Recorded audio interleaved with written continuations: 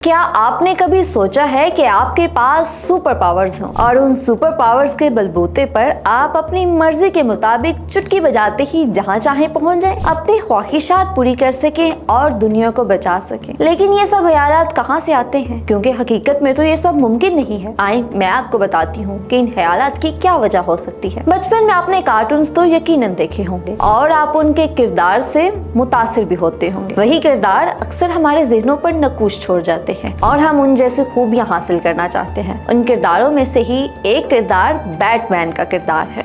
अस्सलामुअलैकुम नाज़रीन, मैं हूं आपकी मेज़बान खदीजा बली और आप देख रहे हैं दलील की सीरीज आज का दिन।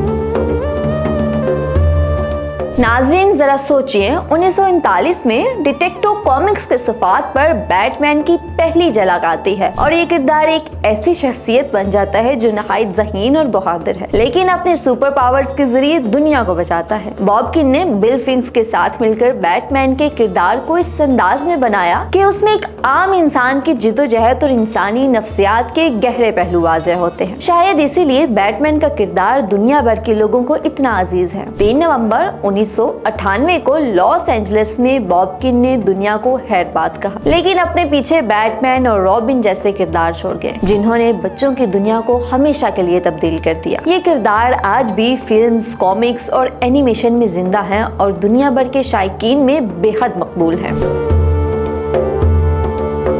नाज़रीन, 3 नवंबर 2007 को पाकिस्तान में एक मर्तबा फिर से उस वक्त के सदर जनरल परवेज मुशर्रफ ने मुल्क में इमरजेंसी नाफिज कर दी। लोगों को इज़्तिराब था कि कहीं फिर से मुल्क में मार्शल तो नहीं लग रहा। उस वक्त मुल्क में दहशतगर्दी और इंतहा पसंदी के वाक़यात बढ़ते जा रहे थे और अदलिया खास तौर पर चीफ जस्टिस इफ्तिखार मोहम्मद चौधरी की क़यादत में हुकूमत के फैसलों पर सख्त तनकीद हो रही थी। मुशर्रफ के सामने चैलेंज था कि वो अपनी ताकत को बरकरार रखें, जबकि अदलिया और सिविल सोसाइटी उनकी पॉलिसियों पर मुसलसल इतराज़ात कर रहे थे। परवेज मुशर्रफ ने आइन मुअत्तल करते हुए कहा कि ये फैसला मुल्क को अदम इस्तेहकाम से बचाने और बढ़ते हुए दहशतगर्दी के खतरे के पेश नजर किया गया है। इसी दौरान आला अदलिया के जजेस को मअज़ूल कर दिया गया। यही नहीं, कई सिविल सोसाइटी के कारकुनान और वकला को हिरासत में ले लिया गया। इमरजेंसी का ये दौर 15 दिसंबर 2007 तक जारी रहा और उसे पाकिस्तान के आईनी और कानूनी निज़ाम पर संगीन असरात मुरतब करने वाली तब्दीलियों में से एक समझा जाता है। परवेज मुशर्रफ के इस इक़दाम को मुल्की और बैनुल अक़वामी सतह पर शदीद तनकीद का सामना भी करना पड़ा, लेकिन इसके बाद पाकिस्तान की सियासी सूरत हाल मज़ीद पेचीदा हो गई।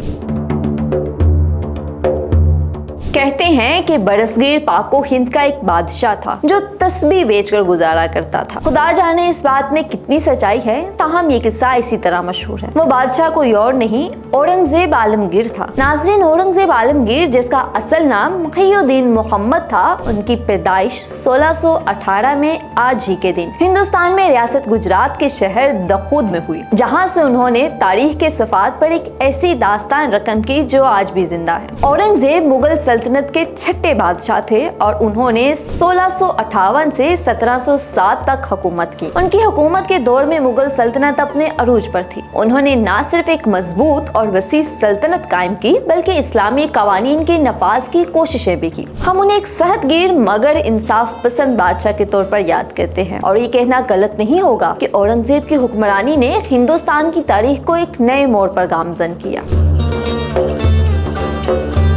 नाज़रीन, आज के दिन वादी सवात के हाकिम मेंगल अब्दुल वदूद ने अपनी रियासत को पाकिस्तान के साथ इल्हाक करने का फैसला किया। वादी सवात के अवाम के लिए एक तारीखी मोड़ था, जिसके बाद सवात बाज़ाब्ता तौर पर पाकिस्तान का हिस्सा बन गया। अब्दुल वदूद के इस फैसले ने न सिर्फ सवात को पाकिस्तान का हिस्सा बनाया, बल्कि इस खित्ते के लोगों को पाकिस्तानी शहरियत और कौमी जिंदगी में हिस्सा लेने का मौका भी फराहम किया। इसी तरह हुंजा, जो जम्मू कश्मीर के शुमाल में वाक़ है, एक छोटी सी रियासत थी, उसने भी पाकिस्तान के साथ इल्हाक का फैसला किया। हुंजा का इल्हाक पाकिस्तान के लिए अहम था क्योंकि उसने न सिर्फ पाकिस्तान की जुग्राफियाई अहमियत बढ़ा दी, बल्कि तारीखी और सकाफती एतबार से भी ये इलाका पाकिस्तान के लिए सरमाया साबित हुआ। आज हुंजा जैसा खूबसूरत इलाका पाकिस्तान का हिस्सा है, जो अपने सियाहती मुकामात के लिए आलमी सतह पर पहचाना जाता है। नाज़रीन, आज दुनिया भर में वन हेल्थ डे भी मनाया जा रहा है, जो इंसानों, जानवरों और माहौल की सेहत को एक साथ फरोग देने की अहमियत को उजागर करने के लिए मखसूस दिन है। इसका मकसद मुख्तलिफ बीमारियों और वबाओं से बचाव और सेहत की बेहतरीन खिदमत को यकीनी बनाना है। ये दिन हमें याद दिलाता है कि इंसान, जानवर और कुदरती माहौल बाहम मुंसलिक हैं और एक की सेहत दूसरे पर असरअंदाज हो सकती है। इसीलिए अपनी सेहत का ख्याल रखने के लिए जरूरी है कि अपने इर्द गिर्द का भी ख्याल रखें। नाज़रीन, ये थे आज के दिन के अहम वाक़यात। मज़ीद मालूमात के लिए देखते रहिए आज का दिन और जुड़े रहिए दलील के साथ।